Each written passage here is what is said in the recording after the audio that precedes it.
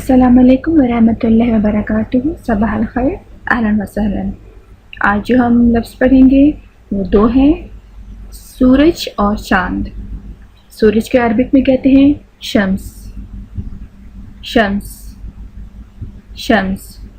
और शम्स कहेंगे तो दी सन, शम्स, सन, सूरज। और चाँद को कहते हैं कमर, कमर, अल कमर, दी मून, कमर, मून, कमर, कमर, अल कमर, मून, चाँद। सूरज को शम्स, चाँद को कमर, शम्स, कमर, अशम्स, अल कमर।